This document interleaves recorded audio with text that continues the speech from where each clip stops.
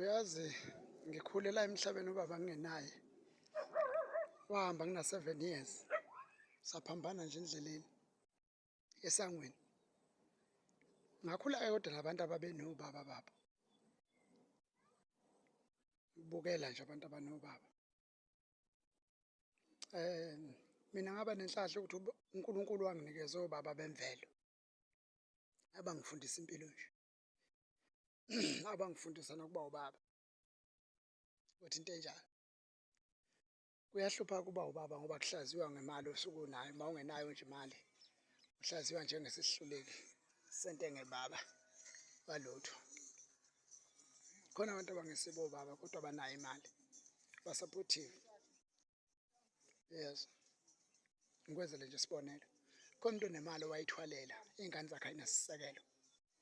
Ayinasisekelo iy'ngane zakhe. Kodwa ziyombone ubaba zimthande zimhloniphe ngaleso sikhathi. Akafe phela bese kuyavela ukuthi akho ubaba owayekhona laphaya. Kwakukhona i-actor nje laphaya kwi-character thize. Ngiyabona. Manje ijulile impilo-ke bafethu. Abantu baye bayitshela khona into abayaziyo abantu abazilutho. Kube khona umuntu owubaba acindezelwe isimo nje. Unqonde inyawo ukuba ubaba. Uyabona. Sikhuleke nabantu abanobaba. Ubuhlala bezwa abantu abanobaba bekhalaza ngokuthi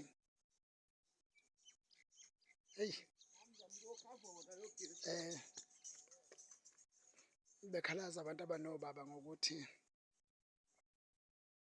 ubaba this, ubaba that. Uyabona.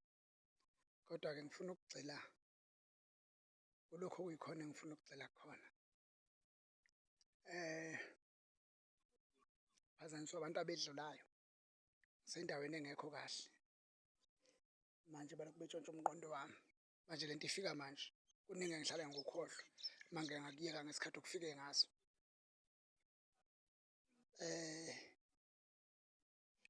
Abantu abanobaba bethi noma abantu abangenabo obaba sebashonelwa oyise. Bethi hey, obaba bafa bengasitshela ngalutho. Inkulumo ekhona le ukuthi impilo iphathwa kanjani, abafazi baphathwa kanjani, ukuthi kwenziwa kanjani, ukuthi kwenzeka kanjani. Obaba bafa bengasho ngolutho, obaba bafa bengasho ngolutho, obaba bafa bengasitshela ngalutho. Inkulumo ekhona nje leyo obaba bafa bengasitshela ngalutho. Uyabona. Ngakhula leyo nto iyixhwele enhlizweni yami yokuthi obaba bafa bengasitshela ngalutho. Iyayixhwele nje elikhulu enhlizweni yami. Kodwa hayi ukuthi yangizondisa ubaba noma yangizondisana. Nganexhwele lithi mina ngiyofa ngiyitsheleni iy'ngane zami. Sisebhadini-ke bafowethu. Isizukulwane ezizalwa yithi sazi ukuthi oyise bayizinja ngenxa yokucasuka kunina. Belwe izimpi zabo babize oyise bey'ngane ngezinja. Bangayitsheli iy'ngane ukuthi nina uma senibuka njengemdlwane. Bangayitsheli futhi iy'ngane ukuthi mina njengoba ngangilala nenja njengeyinjakazi. Cha, bangakusho lokho. Basho nje ubaba wengane kuphela ukuthi uyinja. Baningi-ke obaba abahlelekile nje kodwa babengenayo imali abanganikwanga inhlahla yemali. Abafisayo iy'ngane zabo ukuzitshela iqiniso lempilo nobunjalo bempilo futhi izinto eziyobachushisa abantwana. Kodwa abantwana bayibanga balaphaya kude ngoba bazi ukuthi yinja le. Bawufa behlupheka ngelinye ilanga bayokhala bathi ubaba angitshela ngalutho. Kanti ukuhlupheka kwabo kudalwa yilabantu abababona bebathanda ngoba uthando luqama ngemali. Uthando luqama ngemali yikho noma abantu beqoma nje baqoma ngemali. Abafana befuna nje ukuthi intombazane bayiravaza bayiqede bayithengele imbali, bayithengele lokhuya, bayithengele amashokolede, bayithengele lokhuya, bayiravaza bayiqede nya yilokhu ijabulela nje ukuthi ikhombisa abangani bayo ukuthi ufike nama-flowers. Ijabulela ukuthi ufike ngiphathele uchocolate, ufike akugaphele nya umuntu. Akugaphele nya umuntu. Nganitshela njalo bafethu mina ngathi ayikho into eyangihleli uma ngizokwenza ividiyo. Ngenza ividiyo ngoba sekufikile nje. Ngisuke ngisebenza isikhathi esiningi. Uyobona izinto nje ezinto ngokuthi angisuke ngisebenza. Uyabona. Engisho ukuthi-ke bafethu iy'ngane zethu ziyofa zingayibambanga impilo. Siyazi thina impilo ibanjwa kanjani. The reality of life are not fake of life. Yes. Not the fake side of life. The reality of life. The gist. The hidden truths. sazi thina iy'mfihlo lezi ey'julile ebubabeni, ebudodeni, ebunumzaneni lobe singakafiki kubo, ngoba lento ikhandwa uNkulunkulu ayikhande ngendlela ethize ukuze athole imiphumela ethize. Ngiyantshela-ke ingane zakwethu, kube kuya ngami ngabe abantu besifazane noma bangacasuka kanjani, kodwa ababuthathi ubuNkulunkulu obuthize enganeni, bafune kuphila ubuNkulunkulu babo. Ngabe ababuthathi, ngabe bayabiyeka nje, noma ngabe kwenziwa umuntu wesilisa lokho-ke egxibhana nomuntu wesifazane, kuyiphutha ukuphuca ubuNkulunkulu bomuntu kumuntu. Ngoba noma ungamphica kanjani ngeke ukwazi ukuyolimunca ulincele lonke igazi laloyo muntu lisuke lisenganeni. Eliyinhlahla yakhe nebhadi eliyinhlahla yayo ingane nebhadi layo, kuye ngokuthi iy'phethe kanjani, yenza kanjani leyo ngane kuloyo mzali loyo. Kuye ngokuthi ithe sekwenzeke zonke izinto, ngoba lapha sibhala amathesti la, sisemhlabeni wamathesti la, and awasethwa ngendlela efanayo. Ungamuzwa umuntu ey'tshela ukuthi yena uhlakaniphile ngoba iy'nto zakhe sezenzeka manje. It's because ithesti yakhe beyilula. Kwesikhathi bamenzela ithesti elula ngoba bayamazi ukuthi akanamgogodla. Kwesikhathi bakwenzela ithesti elula ngoba bayazi imihla yakho umfishane. Iba nethesti elula, wenza izinto masishane udlule ngoba iyedlula vele.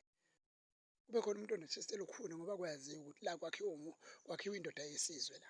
Kwakhiwa ukuthi la, uyabona? Kwakhiwa ukuthi sazi iy'mfihlo-ke emhlabeni thina bafowethu. Sazi iy'mfihlo emhlabeni lezi ey'julile futhi ongeke wazi ukuthi wena siyazazi noma ongeke ubone ey'fanele ukwaziwa yithi. Sazi iy'mfihlo bafowethu la emhlabeni, uyabona? So-ke nginitshela lokho nje ukuthi iy'ngane kube kuyenzeka ngabe aziphucwa ubuNkulunkulu bomunye umzali kuzo, ngoba uyibulala uyiqede nya. Uthi ibulawa umuntu owenze kahle kanjani mayondla iy'ngane, uthole uzondlile wayithengela izinto za-right, wayikhulisa za-right, bese yiphuca lobo buNkulunkulu. Ukuhlukanisa kanjani ukuthi ingane yakho uma ngabe ikhuleliswa, ithola ingane, idlozi lakini elenza lokho, noma elaloyana othukwayo. Ukuhlukanisa kanjani ukuthi ingane yakho uma ngabe ikhulelwa isheshe ihlawulwe futhi itete kahle? Ukuhlukanisa kanjani? Noma idlozi laloya othukwayo negazi laloya okuyilona elilwa liphebeza. Ukuhlukanisa kanjani? Uma umphuca enye ingxenye yakhe, umphucela ukuthi kube njani? Kube njani uma umphuca enye ingxenye yakhe? Mina lapha emzini kababa ngangaxosha omunye umfazi owayesedelele edelela umuzi kababa kwakuwumfazi wayelotsholwe ubhuti nje wasefika eseyadelela ngamxosha lowo mfazi loyo emzini kababa. Ngamtshela ukuthi uyedelela, wangilandela amaphoyisa, ngafika amaphoyisa ngawatshela iqiniso, naye agcine esethethisa yena lo mfazi ukuthi wena udelela abantu emzini yabo, uyabona? Ngathi mangiqeda ukumxosha nje sabuye sahlala phansi nendodana yakhe, ngathi mina lalela, lo muntu esimxoshile ohambile manje uwuNkulunkulu kuwe. Mhla usukhulile usumdinga, uyohamba uye kuye, unelungelo lonke lokuya kuye ngoba uwuNkulunkulu wakho. Ukuthi wenze amaphutha kubhuti, wenze amaphutha kimi, wenze amaphutha kuleli gceke, kodwa wena uyakuzala, uwuNkulunkulu kuwe. Uma usumdala nje uyohamba uye kuye, uyabona? Uma usuzizwa nje ukuthi njengamanje ufuna uma, uyohamba uye kuye. Yes, ngayitshela ingane nje, ngayitshela iqiniso, kodwa nina sengimxoshile ngoba wayeseyitshontsha naye ingafuni ukuhamba, uyabona? So ngisho ukuthi bafethu, ubuNkulunkulu bomuntu ningabuphuci, ningamphuci umntwana ubuNkulunkulu bukayise noma ubuNkulunkulu bukanina, ngoba nisuke nimphuca inhlahla yakhe, nimphuca into ejulile, so nimphuca into ejulile ongafanele ngabe uphucwa yona. Ilokho-ke bafethu emasilalelaanile siyozwana, kodwa ngiyabuya ngizobuya ngelilanga ngichazele, mhlampe uma kufanele ngiqhubeke nale nkulumo ngiqhubeke nayo, kulungile bafethu, bengenza ukuthi ngingase ngiyikhohlwe nje. Ayo.